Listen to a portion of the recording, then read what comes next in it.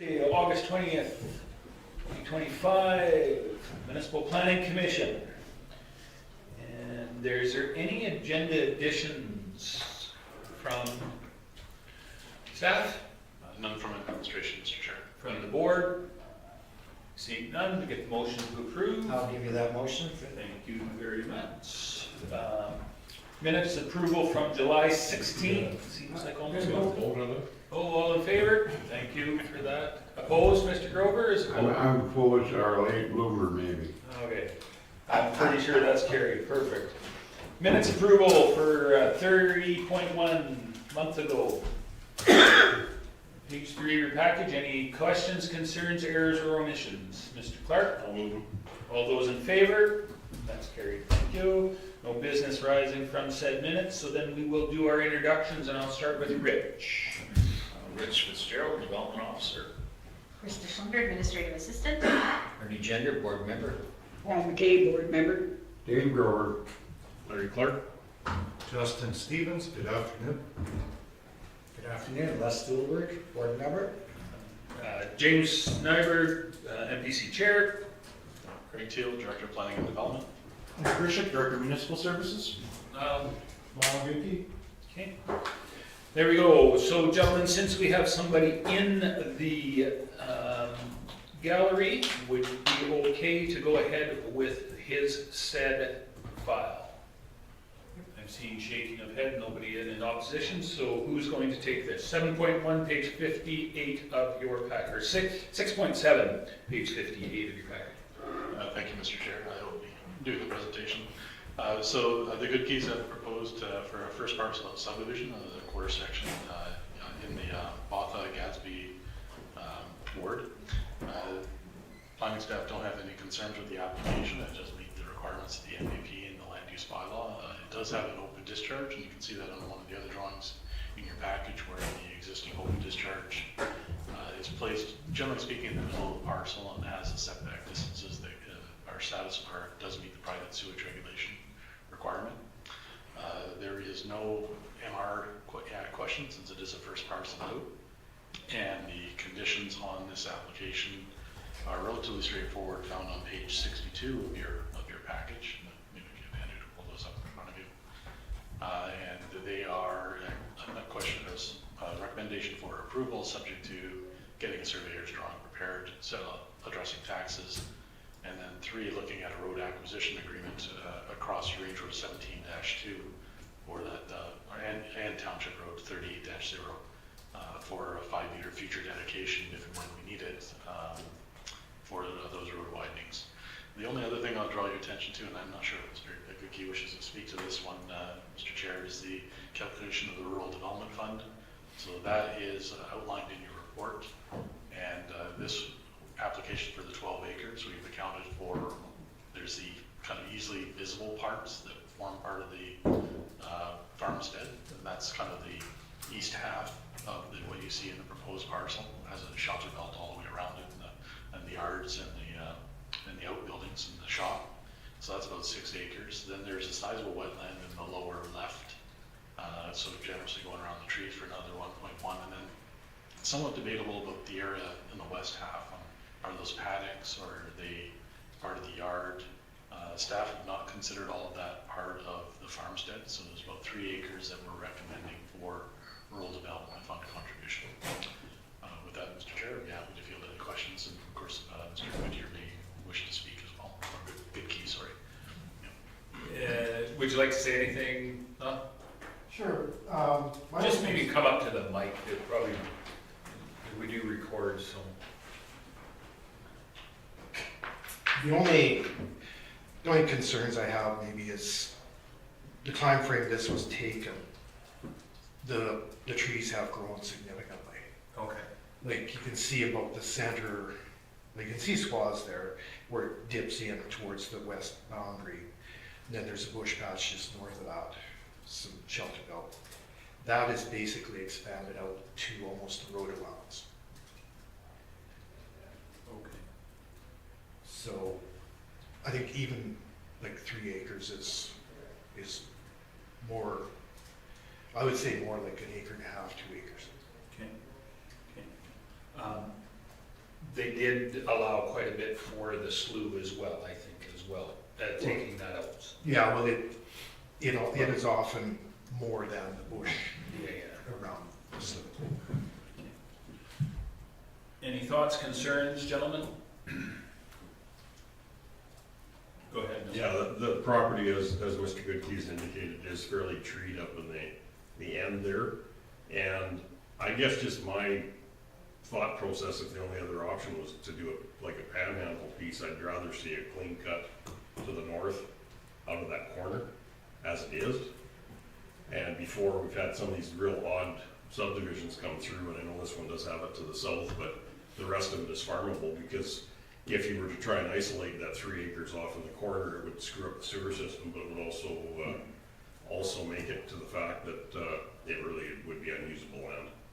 So whereas it is right now, I know there's no animals on there, so it's just grass and trees as part of that yard. So your proposal, Mr. Clark? Well, my proposal is it should be included as part of that yard site. Mr. Stover, so you had your hand up? Yeah, well, before Larry said that, I was thinking we should modify the 3 acres down to at least 2 or something if the trees have expanded into there, but Larry, I think you covered that, right? Okay. So I've got a couple of different ideas here, so I'm just trying to get some clarity. When you get done. Go ahead. Okay. Yeah, and also it takes in some trees, and I know that country fairly well. Anytime you get a tree to grow out there, you're doing a wonderful job, and it's part of the yard. I'd like to see it just stay the way it is. That way, then they have a shelter belt and stuff like that. Thank you. Okay, that doesn't help my clarity, but that's okay. Go ahead, Mr. Stevens. The applicant indicated that he felt that there was an acre in question that had been treed in. I would be perfectly content to take his word on it and get scale of rural development fund back down to 2 acres. Okay. Let me get back to where that calculation was. So I think we were at 3.1, or where were we at now? It is That'd be on page 32, Mr. Chair. Thank you. 60. It's 60. There it is. The proposed parcel is an area of 12.09 acres, removing the farmstead of 7.86 and the 1.1 of wetland, leaving 3.13 acres. So So give me a calculation, please. it would be 2 acres at $1,000 an acre. So instead of the 3130, it would be 2,000. Okay, so that's a compromise, and it works, okay. So that would be a motion go forward that we accept this with the changed amendment of 2 acres versus a 3.1. Is that clear to? Calculation of the rural development fund. Yeah, okay, I'll give the area counselor. go ahead. Is Lyle good with, That was his proposal. that's his proposal to bring it to, and you're good with the $2,000? Well, yeah, if that's gonna, make or break the deal, yeah. You could argue, like Larry said, you can argue that is part of the yard too.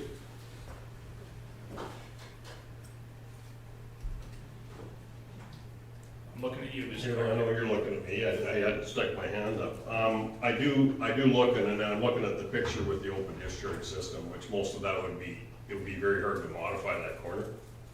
So I guess if that is acceptable, Mr. Goodkey, it is part of the yard, but it is an oversizing of the acreage too. So, and the slough is included in the other corner, so as part of the package, so. Yes, that's how we do our subdivisions. So I'm gonna take a motion from you, Larry, to approve this with a slight change of 2 acres on the rural development. Mr. Goodkey's got it. It's just, that whole west side, it's not feasible to cut that off. No, no. Then you've got useless Yeah, ground. no, that's kind of where we're at. We're trying to walk down the center of the road is where we're trying to go, so, yeah. Fair for everybody, okay? So we have a motion from Larry that approves this with Reduction down to reduction down to 2 acres on the rural development fund. All those in favor? That's carried. There you go. See, we're easy on each other. That's good. Thanks a lot. Have a good one, buddy. Okay. Development permits, 6.1, back to page 6 of our package, gentlemen. Thank you, Mr. Chair. So the purpose of this application. I'm sorry. Thank you, Mr. Chairman. So the purpose of this application is to consider an oil field service or supply business minor, which is a discretionary use in the agricultural district. Specifically, what the applicant's proposing to do is add a 4,800 square foot building to their house in addition to their existing business that they're running there. Subject property is located on the northwest edge of the county of Stettler on the southwest of 313921. The applicants have had a permit for an oil field service or supply business minor and operated a machine shop on the property since February of 2016. The applicants also reside on the subject property. The business builds specialized equipment used in the oil field and the machine shop. The business has grown since its opening in 2016, and the applicants are proposing to construct the new addition to house additional equipment and to add office space for when clients and inspectors visit the property so that they would have a more suitable space to meet and conduct that portion of the business. The addition is not expected to add any additional traffic to the property. Traffic generated by the business will still consist of a 1-ton pickup pulling a flatbed trailer 2 to 3 times per week as merchandise and material are delivered and shipped to and from the property. No complaints or concerns have been found on file against the subject property by adjacent landowners concerning the business. Land use bylaw section 92.3 allows for the oil field service and or supply business minor as a discretionary use in the district. The oil field business minor oil field service or supply business minor means a business that provides limited support services to pipeline oil field mining operations. The business is contained within an enclosed development. The outdoor storage of any materials, heavy vehicles, equipment, and/or pipes is restricted to 20% of the total parcel size. And such outdoor storage must be screened to the satisfaction of the development authority. This does not include use and/or storage of toxic, explosive, or radioactive materials, tank farms, that type of stuff. Typical services in this include, but not limited to, well conditioning, well logging, x-ray, diagnostic, cathodic protection, or wireline services. The development meets all the minimum setbacks. Sorry, if I can get you to go to page 7. Sorry, and page 8. I guess we'll do the first one. So these are the 2 buildings right now that are housing the business. You can see the machinery in one building, or in both buildings. They're adjacent to each other. If I can get you to go to page 9 now. So this is what their end product looks like. These are the type of specialized equipment that they're making here, and that's the equipment that they're storing. And if you can turn to page 10, and this is the site plan that was presented by the applicant. So what you see in the yellow is what they're proposing to add to the property, and that'll be a 40 by 120 foot building, single story, and that will house their business meeting, like their meeting space, as well as they'll move some equipment in there as well. So the development meets all the minimum setbacks of the district. So administration finds that the proposed development meets the definition of an oil field service or supply business minor, and that their products support the oil field. The business is contained within an enclosed development. Any outdoor storage of pipes and vehicles is less than 20% of the total parcel size. The business does not include the use of toxic or explosive or radioactive materials. The subject property is very well screened from adjacent properties with mature vegetation, and the business does not generate an overabundance of traffic to the area. The administration recommends that the development permit application DP 25050 be approved with the conditions as detailed in the draft development permit DP 25050. Notable conditions on the development permit are that the activities approved under this development permit are required to be contained in an enclosed building and are limited in types of activity or its execution, so that it meets with the requirements of the oil field service and supply business. Excuse me. The business shall not create a nuisance beyond the property boundary by way of dust, noise, or vibration, odors, or smoke. Commercial traffic to and from the site for shipping purpose shall be managed in accordance with the volume as indicated in the development permit. And outdoor storage of materials or goods, equipment is restricted to that no more than 20% of the total storage space. And that concludes my presentation. Okay, any questions, concerns? Get a motion, Mr. I will Stevens? move that we approve with staff recommendation. No changes to conditions? None whatsoever? All those in favor? Carried.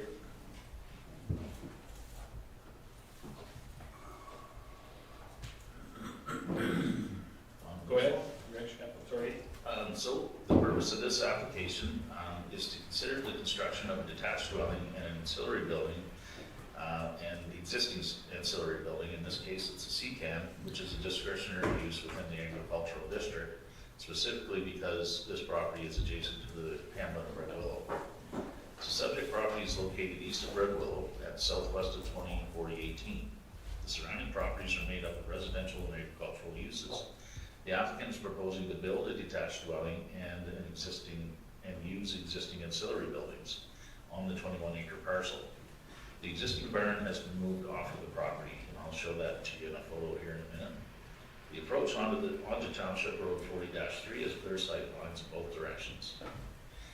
What makes this application a little unique is the Red Willow Lagoon is located southeast of this property and requires a setback of 300 meters of any development.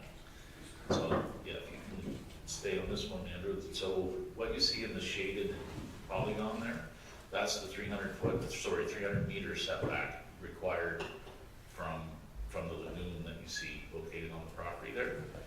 And this was a site plan that was given by the applicant.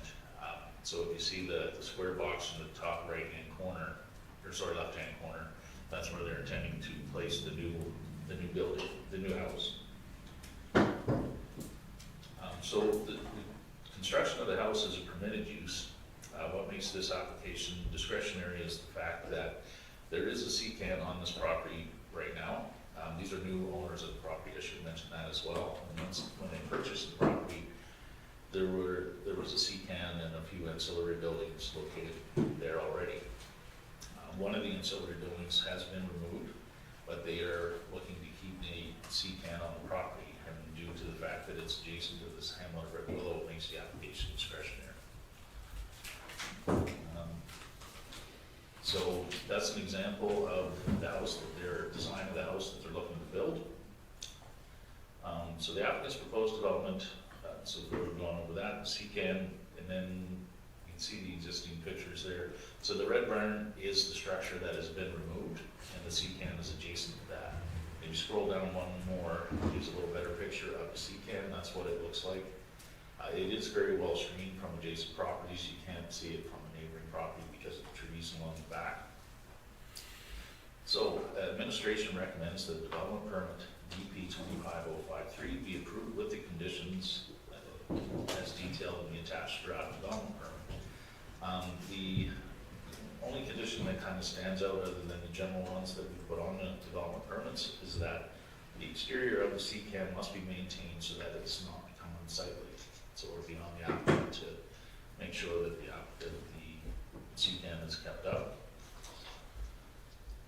And that concludes my presentation. Questions or concerns? So, Andrew, can you go back to the polygon, page 17? So, okay, what is our actual rule? Is it from the edge of the property line setbacks? Or what does this actually entail? Because there's no real, I'm having a hard time making the measurements. And so it's from the actual footprint of the holding,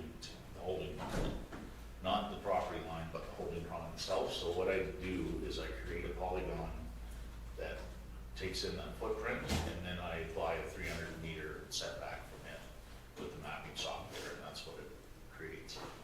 Okay, so basically what you're saying with this is, if I was going one corner to the other corner, that'd be 600 meters, basically. It should be, yeah. Okay, okay. So they're within the corner of the lagoon to the edge of where there would be 300 meters. Right. Okay. And they're definitely going on the right side of the lagoon. I would not Yeah, want to go on. wind it. I wouldn't go down the other side of it. Fair enough. And they're fully aware of this being the situation. Yeah, they had actually contacted us prior to purchasing the property, and we let them know about the 300-meter setback, and so they were well aware before purchasing. What say you fellows? I move that we approve with the condition, or recommendations, or conditions with this application. Any other questions, concerns? Seeing none, I'll call the question. All those in favor? That's carried. Next up, go ahead. Okay, thank you, Mr.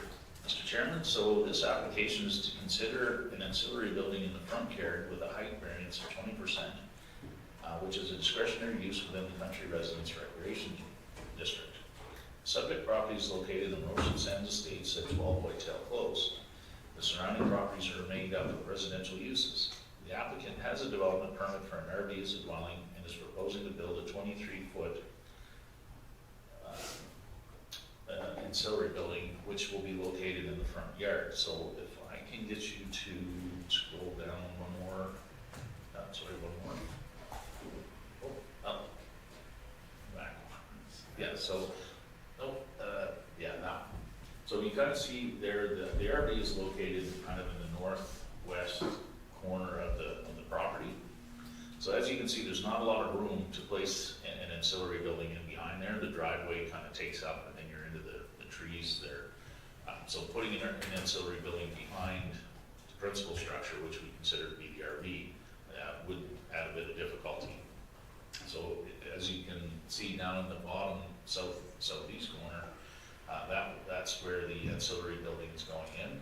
There was one there, but unfortunately was below the threshold of the 96 square feet, so it didn't need a development permit. So that's where it's going to go back, but this one is a little bit bigger. It does meet all the required setbacks. What's unique about this is the way we determine the maximum height in these multi-lot subdivisions is the ancillary building can't be higher than what we consider the principal structure, where in this case it's an RV. It doesn't really give you much of a maximum height, which is why the applicant is asking for the 20% variance. So administration feels that this one meets the requirement for the variance. It's not going to cause any issues for adjacent neighbors. It's not going to affect their ability to enjoy their property or the value of their property. And it would add a bit of difficulty onto the applicant to force them to put the building in the backyard and not allow them to have a little bit more than maximum height. So administration recommends that we approve the development permit application DP 25058 with the standard conditions on the attached draft development permit. Okay, questions, concerns? So, question I have, did we run this past the fire chief? It was circulated with staff.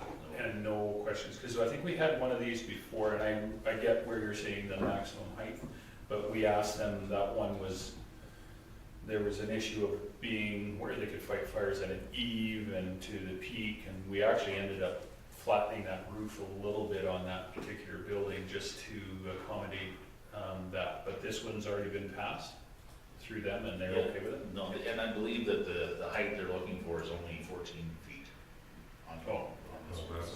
Yeah, that's the top peak, yeah. That's That's enough.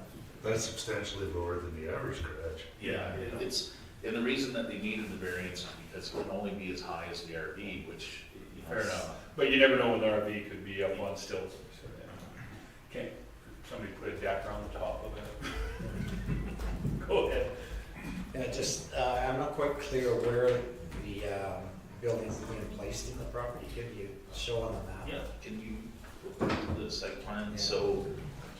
So it'll be down in that, yeah, right, Andrew's got the cursor there. That's where I thought that was, okay, perfect. Yeah, it's well screened anyway. Okay. Motion? Anyone? Mr. Stevens? The last time this came up in a late subdivision with a RV that was older than 10 years, we added an additional condition where we'll do it this time, but when it's 2 years, it's 2 years for an RV, right? Not in this subdivision. Oh, okay. In Roshan Sands Heights, I believe it only becomes under, when the RV becomes 15 years of age, we can review it at that time. And that was what you're talking about, that was when they were applying for an attached covered deck attached to the RV. That's when we gave them the 2 year, then they had to build it. Okay. Okay, fair enough. With that explanation, I will move this forward with conditions as recommended by staff. Any questions, concerns? Seeing none, I'll call the question. All those in favor? That's good. Thank you. Carried. Next up. 41. Thank you, Mr. Chairman. So the purpose of this application is to consider the use of an RV as a dwelling unit. And it's a 1999 Monaco Windsor, which is a discretionary use within the Resort Residential Community Service District. Subject property is located in Buffalo View Estates at 16 Marina Place. Surrounding properties are made up of residential uses, and the applicant is proposing to use the RV as a dwelling unit. Their previous development permit, DP 23015, expires on August 31st this year. The proposed RV is a 1999 Monaco Windsor. Usually, we approve these development permit applications. They're discretionary use, but we can approve them at staff level. The reason that we felt we should bring this one forward is due to the year of the RV. So I will get you to scroll down to page more, I believe. Oh, yeah, so that's what the RV looks like. It is a 1999, but as you can see, the condition is good. It's been well looked after. The site in its entirety is well groomed and well kept. But because the RV, one of the requirements of the permit is that the RV shall be no more than 15 years old, but we do have the discretion to approve it if you feel that the RV still matches with the aesthetics of the community. So, and there's another, if you go to page 37, that's the front end. It gives you a little more view of the property. The proposed development does meet all the required setbacks. Staff feels that the RV, even though it's older than the 15 years, has been kept in good condition. And we recommend approval with the standard conditions. And that, of course, is that this permit is only good for 2 years, and then we will have another opportunity to have a look at this and judge it at that time. Questions, concerns?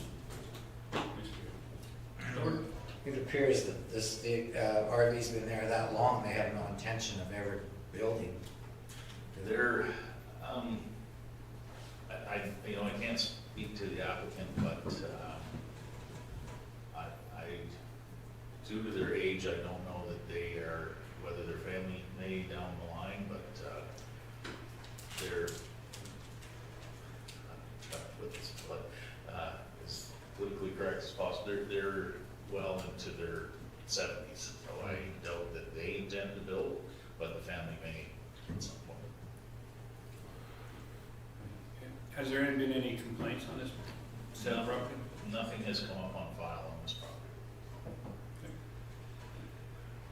Mr. Gender?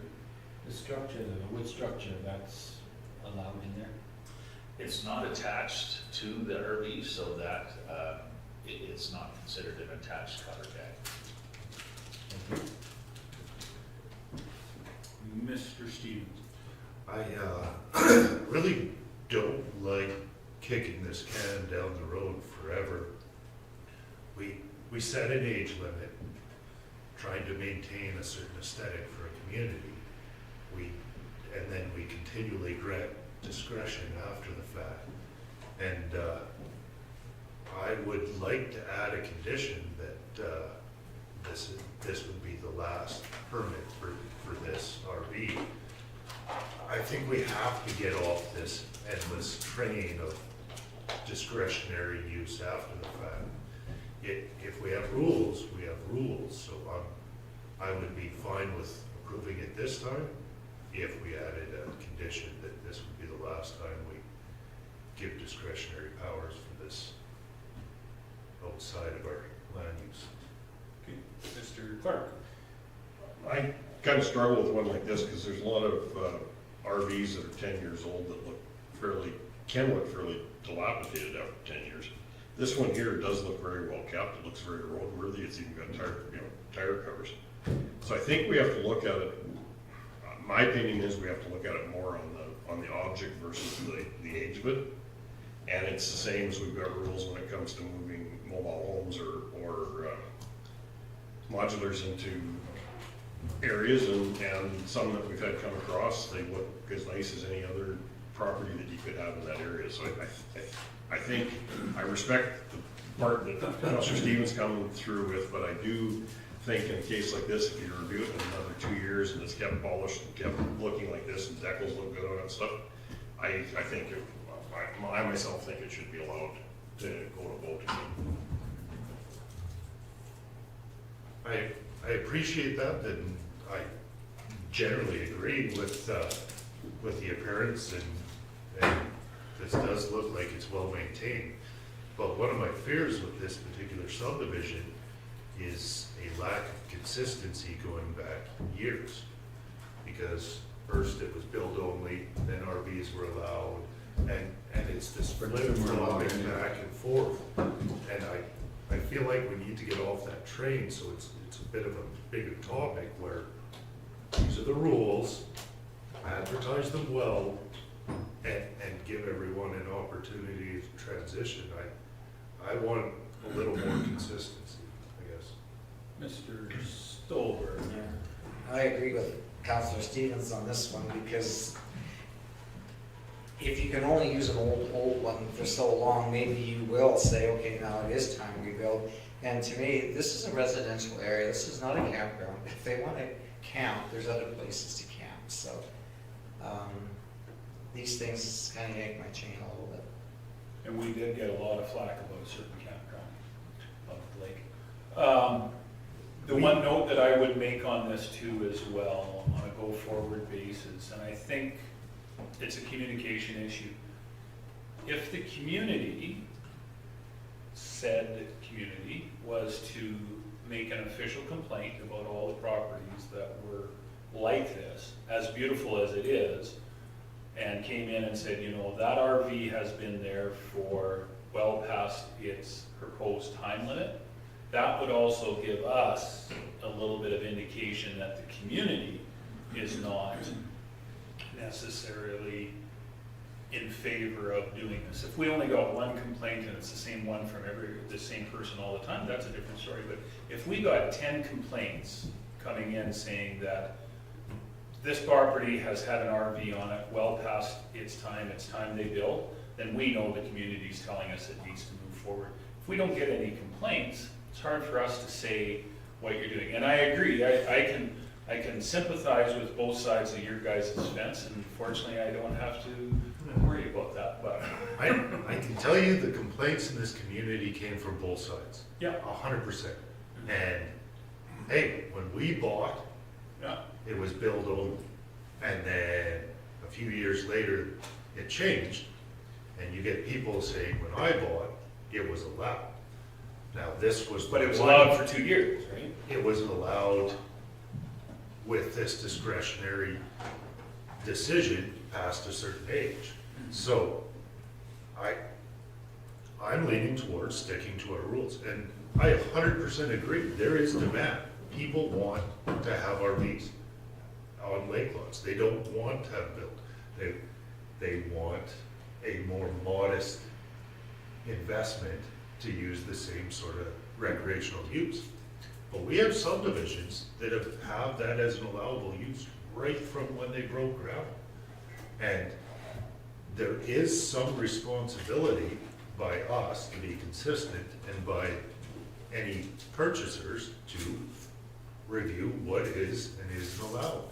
And the only way we can start to turn this trend is by making a stand, and these are the rules, we're being consistent, so. So the motion that I have right now, Mr. Stevens, is to go forward with this, approve it, but stating that this would be the last time for this RV, correct? Correct. Okay, but let's be clear, when you say this RV, so if they come in with a brand new RV 2 years from now, would that satisfy your request? It would, if they came in with an RV newer that fell within our rules, is it 10 or 15? 15. It complies with our rules, I would say that, But I thought these permits were 2 years only, right?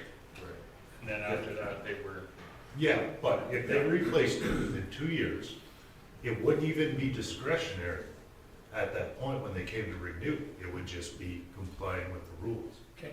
So I have a motion on the floor, and Mr. Grover, and Mr. will Clark. be voting against it because it isn't our policy to have these. Well, thank you And for we letting can't us make know that. special allotment for this guy and another special allotment for that. I'll be voting against it. Okay, thank you for letting us know. I just have to ask one question though, if we're gonna make a stand on this, when are we gonna make a stand on front yard variances? There has been. We're talking about changing the land use bylaw. Okay, but it is in both cases. Yeah, no, and maybe that's what, when we're talking about the land use bylaw, that's a discussion we should be having, is do we change that to Mr. Gender? And then I see you, yes, I see you, Craig. But in 2 years' time, it's gonna be the discretion of the board that's gonna be there. They can totally do whatever they want there. Oh, it says the person that's not gonna be here. All right. Mr. Stolberg and then Mr. Teal. Well, I remember very clearly, we had a gentleman in this area that had built a very large, beautiful home, and he complained a lot about having to look at all this trailer park stuff, and we didn't do anything about it, and he sold and he left. So you can't say we haven't had any conclusions. Official, on individual ones. Mr. Teal, go ahead. Thank you, Mr. Chairman. I wasn't sure about the range of peripheral vision there. I just had a couple comments. Number one, the staff have applied the current rules to generate the recommendation that you have in the report. Number two, when we start talking about a future permit that's not before us, that's out of balance for us to attach conditions. That permit will be dealt with by the authority that has jurisdiction over it when it comes to us. We don't get to prejudge it before it arrives. So that's my comments on, I guess, just on a broader philosophical issue for what the debate on the table. This is very much an LUB set of issue, and I think what we're unfortunately seeing is the evolution over time does look very inconsistent. And in this particular subdivision, we're getting to the point where the number of people that have built, that now have homes, may or may not have taken advantage of their RV opportunity to get to that point, are probably going to be tipping the balance now, and be less willing to see the remainder of their neighbors continue to farm with RVs, especially if they don't look attractive, which is definitely one of the key things that we continue to be screening for. So what you're saying is we can't put that RVs on. are not disappearing from this neighborhood. We'll just move from having a house on lots to some visitors with RVs on a temporary basis, and that's not going to be with us as well. And so yes, in terms of on the technical note, you cannot attach a condition that deals with a permit that's not actually in front of you. Trying to thwart it, I see. Nice try. That was good. So your motion will be reformed. To say, Well, my current motion will be to approve with conditions as recommended by staff. Now, that being said, can we put a note on file that this has been going on for a while?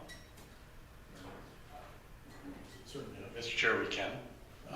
So what that means is in 2 years' time, another permit will have to come forward, and that would probably form background, but then that group will have the ability to make a decision on the merits of that application based on whatever rules exist at the team. But where I'm at is, Bound by the staff now. no, but I mean, at least it gives them some indication of what we were thinking, because really, I'll be honest, we are voting, if we vote in favor of this motion, you're voting against our policy. Well, it's a discretionary. It becomes a discretionary, yes, absolutely, but our policy states that it has to be 10 years or more. We are going, like, this is a The machine it's a shop, large variance. the machine shop was discretionary, and that was unanimous, like, it's not that it's outside of policy, it's just. But our policy states that it has to be 10 years or newer, right, or 15 That's or the newer. preference. Right. So, however, I think that we actually did have the discussion should go forward, because we don't always see that for sure. Okay, so we have a motion to go ahead with this for the next 2 years, and Ernie wants to make it somebody else's problem, so. All those in favor? And opposed? We have 2 opposed. Both Mr. Grover and Mr. Stolberg. Okay, well, that was fun, gentlemen. Next up, 6-5, 31. Thank you, Mr. Chairman. So the purpose of this application is to consider a bed and breakfast establishment, which is a discretionary use within the agricultural district. The subject property is located south of Red Willow at 40175 Highway 850. The surrounding properties are made up of residential and agricultural uses. The applicant is proposing to construct a 24 by 16 ancillary building to house a bed and breakfast establishment. The applicant is estimating that the business will have 10 to 15 guests per year. The applicant has an existing approach onto Highway 850 with a clear line of sight in both directions. And the applicant has applied for and received a Alberta Transportation and Economic Corridors permit, and the number is provided in the application. So our land use bylaws in section 92.3 states that provides for a bed and breakfast establishment as a discretionary use in the agricultural district. And the conditions attached to that are a bed and breakfast establishment or a guest ranch is subordinate and ancillary to a principal residential use. Only if in the opinion of the development authority it complies with the regulations, the privacy and enjoyment of the adjacent residences shall be preserved and the amenities of the neighborhood maintained at all times. Interior or exterior alterations, additions, or renovations to accommodate a bed and breakfast or guest ranch may be allowed provided such alterations or renovations maintain the principal residential appearance or character of the dwelling and comply with this bylaw and any other county bylaws. Accessory dormitory structures such as cabins, tents, or TVs may be permitted to accommodate guests. Bed and breakfast or guest ranch shall be operated only by the occupant of the principal or secondary dwelling and may have no more than 4 non-resident employees on site. On-site parking shall be provided for each guest room that is being provided for compensation, and a bed and breakfast or guest ranch shall meet the signage requirements of this bylaw. The applicant's proposed development to their parcel includes the 24 by 16 new construction of an ancillary building in which to operate the bed and breakfast. The cabin is located amongst the tall trees towards the southeast of the existing buildings and is out of sight from the surrounding properties and the road. Actually, if you turn to page 43, I'll probably show you a little better. So this is the subject property in red. The existing house is where the purple logo is, and the ancillary building is going to be built right along that tree line. They're almost in line with the barn off to the east there. The employees of the bed and breakfast will be the residents of the property. The applicant has proposed parking adjacent to the ancillary buildings for the clients. Administration feels there will be no change for the neighboring property's privacy or ability to enjoy the land. The proposed development will match with the appearance of the existing structures on the property, and the operator of the bed and breakfast is the occupant of the subject property. So if you turn to page 45, Andrew. So this is the proposed location of the ancillary building. You see the house off in the, off to the distance there. Go to page 46 now. Let's scroll down. That's the example of what the exterior of the bed and breakfast structure is going to look like. So it does match with the aesthetics of the existing dwelling on the property. The application does meet all the required setbacks as per the AT permit and County of Stettler requirements. So staff recommends that DP 25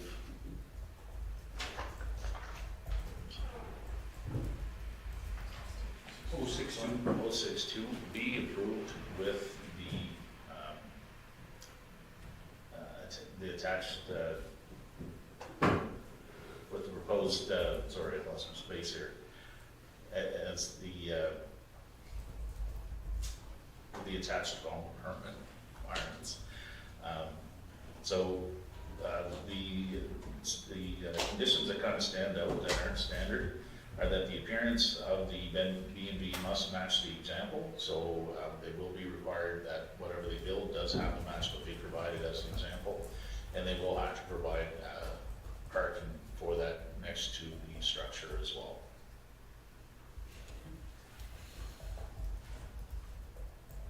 Any questions, concern? So with something like this, if they had somebody, okay, so it's Airbnb or whatever they have, right, is one of the brands. I mean, there's a number of them. But what if they had somebody permanently reside in this particular building? How do we know the difference? They would have to, if we were to become aware of that, this permit would not be, the use would not be what this permit is allowing them to do. They would be required to apply for a second dwelling on a property with less than 80 acres. And you talked about a ranch, what was it? In the definition of the bed and breakfast, it talks about a guest ranch, so it kind of puts the two of them in the same. So this isn't, they're not applying for the guest ranch, they're just applying for the bed and breakfast. So what constitutes the difference between a bed and breakfast compared to a full-on rental? So let's say you want to rent this out for a month at a time. So the definition that we have for the bed and breakfast doesn't really break that out. It would be, it would still be a short-term rental, what they consider that. It would, you know, the person isn't living in it full-time. But the definition that we have for bed and breakfast doesn't really give you a clear, you know, maybe this time, or a maximum stay allowance kind of thing. Okay. Questions, concerns, thoughts, aspirations from the board? Mr. McKay, I'm looking at you, yes? Okay, I'll move that we approve this development permit with conditions applied.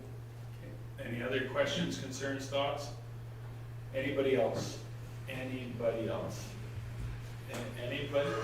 Mr. Stevens, go ahead. Just a clarification for staff, because it's an ancillary, there's no minimum square footage, right? In the definition that we have, it allows that they can construct an ancillary building to house the bed and breakfast, Yeah. but it doesn't state the minimum square footage. Perfect. I think they need a trailer permit if they're gonna park trailers there. I see you have tents, you could put up a tent to go with it. Okay. All those in favor? That's carried, thank you.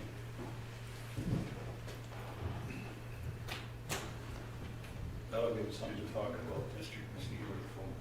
Go ahead, and we're at Lone Pine Colony, 6.6, page 51. Thank you, Mr. Chairman. So the purpose of this application is to consider a discretionary use development permit application for cluster farm dwellings and associated uses. This application may look familiar to you because about 2 years ago, they applied to construct new housing. I think it was a triplex at that time. The purpose of this application is they have noticed that there is some water damage to the existing buildings, all three of them, right below the windows. Actually, if I can get Andrew to go, yes, to this page here, you can kind of see where it started to rot below each of the windows.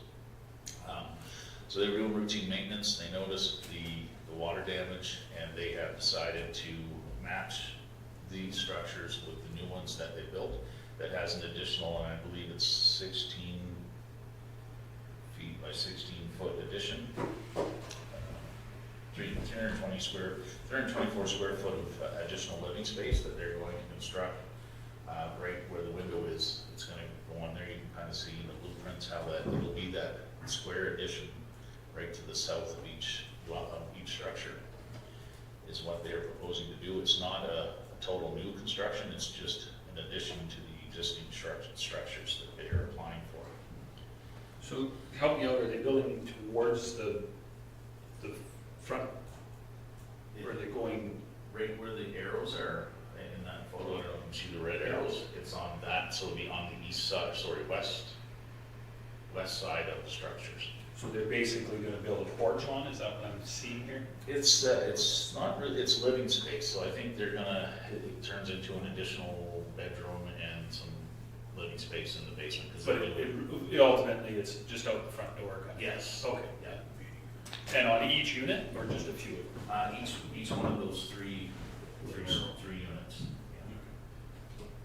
So, the clustered farm dwellings is a discretionary use in the agricultural district, and then the requirements, there are requirements there, to meet the definition of the clustered farm dwelling.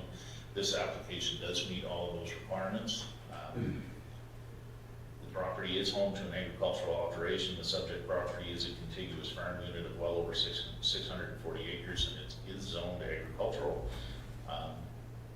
So staff feels that the application meets the requirements of the clustered farm dwellings and associated uses, and therefore all the setbacks are met as well. So we recommend approval with the standard conditions of the attached draft development permit. Okay. Mr. Clark, I see you had your hand up. Yeah, I'll make that motion. Oh, okay. Any other questions, concerns? I'm not seeing any. I'll call the question. All those in favor? And that's carried. And just a note that Mr. Stevens had to step up. Okay. And we're done the good key, and now we're on to 7.1, 74 of our package. Who's taking this one? That's great. Speak briefly to statistics. Okay. All right, so, nice working here. The total number of development permits that are processed from June 11th to August 15th, 2025 is 22, and significantly higher than it was in 2024 within that time period when we processed 13 development permits. The increase in applications during this time frame in 2025 has us almost caught up to where we were in 2024, and is most likely due to the fall season approaching and everyone trying to get their applications in and get the permits so they can get construction going before the weather changes for worse. But I believe at this time we're only one permit behind where we were last year, so we've definitely caught up.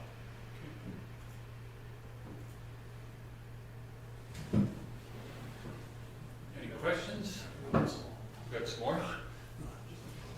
That's it? That's all? That concludes my Okay. Mr. And then I'll make the motion to accept it for information. Okay. Are you good with accepting his report that you read? Yeah. You have no questions for it? All those in favor? Thank you. Then 8.1, page 76, subdivision application referral. Thank you, Mr. Chair. So this is a referral from the town of Stettler. The location is kind of in the middle of town, north of the tracks on 52nd Avenue. As you go to the west of 57th, you come across on the north side some larger parcels. It's proposed to create the red box of the existing parcel, which includes the brown roofed house to the right-hand side on that photo. It's not adjacent to boundaries, so no real concerns for this other than recommending the sending back written communication confirmation that we have no concerns or objections. And I'll give you that motion to correspond with the town and say we have no concerns or objections. Okay, any questions or concerns with this one? Go ahead, Mr. Clark. Just, how does it fall into within the lot sizing means? Great. Oh, sorry, in terms of their maximum 1 Yeah. acre, they're well below that. So they're good in that respect. And also, while I have the opportunity of just looking ahead to their new IDP, if approved by the two councils, this is a good example of the kind of subdivision that wasn't adjacent to the boundary that would no longer be sent to us for comments. Any concerns other than that, then? No questions? I'll call the question. All those in favor? That's carried. Thank you. We're gonna have small in camera, so if somebody would take us into camera, Mr. McKay. I will do so. All those in favor?